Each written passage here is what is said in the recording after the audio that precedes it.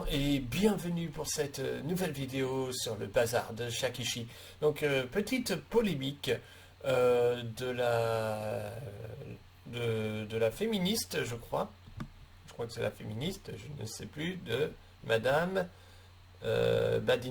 Badinter, voilà. Ah ben c'est parti, lisons l'article. Les femmes victimes de viol doivent prendre leurs responsabilités. L'interview polémique d'Elisabeth Badinter sur les néo-féministes. Invitée à réagir au micro de France Inter sur les questions de violence faites aux femmes, la philosophe et spécialiste des Lumières Elisabeth Badinter a estimé que les femmes victimes de viol devaient prendre leurs responsabilités et déposer plainte avant la prescription des faits. Effectivement, après, c'est plus la peine. Pourquoi on ne porterait pas plainte avant la prescription? Parfois, il faut prendre ses responsabilités. Je comprends bien que ça soit très difficile à évoquer pendant des années. Mais quand même, 10 ans, ce n'est pas si mal, a-t-elle lancé au sujet des femmes victimes de violences. Et c'est peut-être pour ça que ça fait polémique. Je précise que c'est vraiment une actualité d'aujourd'hui, tout de suite, quoi. Enfin, tout de suite, aujourd'hui.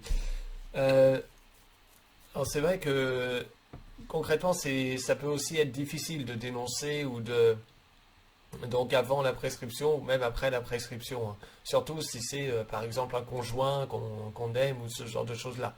Ou des menaces aussi qu'on peut proférer aussi à la personne du coup. Ça peut être très compliqué en fait. C'est surtout aussi pour ça. Puis il y a la honte aussi derrière qu'il ne faut pas oublier. Mais effectivement, elle n'a pas tort dans le sens où il faut le faire de toute façon obligatoirement. Parce que sinon on ne vit plus. Ou on vit avec quelque chose de très malaisant et de très triste en fait au fond de soi et on s'en remet pas après. Donc c'est vrai qu'il faut le faire. Il faut se battre intérieurement et aussi avec des gens extérieurs pour pouvoir le faire. Mais c'est loin d'être évident. Elisabeth Badinter s'est aussi exprimée sur les récentes affaires de violence conjugale qui ébranlent la gauche. À ce sujet, l'universitaire a estimé que le mouvement féministe se radicalisait, avec à sa tête une députée écolo, Madame Rousseau, qui veut faire tout flamber. Où sommes-nous pour mépriser à ce point la justice? Madame Rousseau est dans la toute-puissance et se permet de contrer la justice, a-t-elle dénoncé. Oui, comme le ministre de la Justice aussi, qui n'est pas justicier pour un sou, hein, avec le karting. Ouais, c'est un exemple, hein, mais bon. Le karting, on voit qui est le bonhomme, quoi.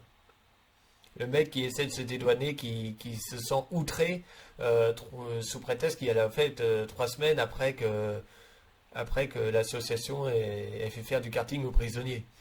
Alors qu'il y avait des représentants de ce même ministre de la Justice. Donc j'ai envie de dire, fous-toi de ma gueule, quoi, avec du monde. Comment tu peux être outré alors que tu as des représentants qui t'ont dit ce qui s'est passé, quoi. C'est pas possible qu'ils t'aient pas dit. Hein, bon, pareil, faut pas non plus déconner. Parce qu'il y a eu la vidéo, quoi, c'est tout. Et tu t'es fait baiser la gueule, point. Donc tu as été obligé de réagir comme ça pour éviter de te dire j'ai fait une erreur. Ou alors, voilà. C'est un peu l'idée. Connard de ministre. Mais bon, passons. Si avec ça. Donc la fin de la prescription d'innocence. Sur les agissements du patron des Verts, Julien Bayou, accusé de violences psychologiques notamment dénoncées lors d'une émission de télé par Sandrine Rousseau, la philosophe a estimé que c'était là la fin de la prescription d'innocence et d'un travail sérieux de la justice. Oui, il y a beaucoup de délations, hein, effectivement. Donc Elisabeth Badinter, ce que reprochent les féministes de #MeToo à la justice, c'est la question de la prescription. Si on en finissait avec la prescription, ce serait assimiler les violences sexistes au crime contre l'humanité, le seul à être imprescriptible.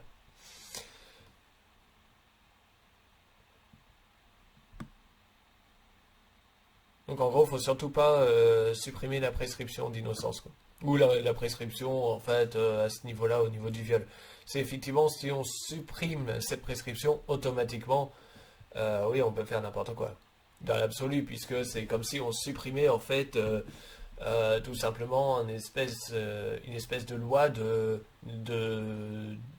non-violence, quoi, finalement, si je puis dire ça comme ça. Entre guillemets, c'est comme si on mettait une loi, on y mettait une loi, comment dire, d'impunité, quoi. Bon, ce qui est déjà le cas dans beaucoup de cas, mais bon, ça c'est un détail. Enfin, sur le soutien accordé par les féministes occidentales aux femmes en Iran, Elisabeth Badinter a estimé qu'il fallait distinguer féministes et féministes. Selon elle, les néo-féministes défendent les filles voilées en France. Dans le système de l'intersectionnalité,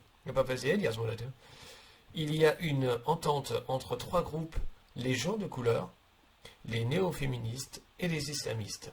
Il y a une entente, on ne bouge pas. Vous avez peut-être remarqué que les islamistes ne disent jamais un mot contre les militantes LGBT, a-t-elle fait remarquer. Effectivement, c'est un exemple parmi tant d'autres, hein, tant qu'à faire. Et vous, qu'est-ce que vous en pensez? N'hésitez pas à répondre calmement dans les commentaires, hein. N'oubliez pas, vous pouvez mettre un pouce bleu, et puis je vous dis à bientôt pour une prochaine vidéo sur ma chaîne. Portez-vous bien, salut.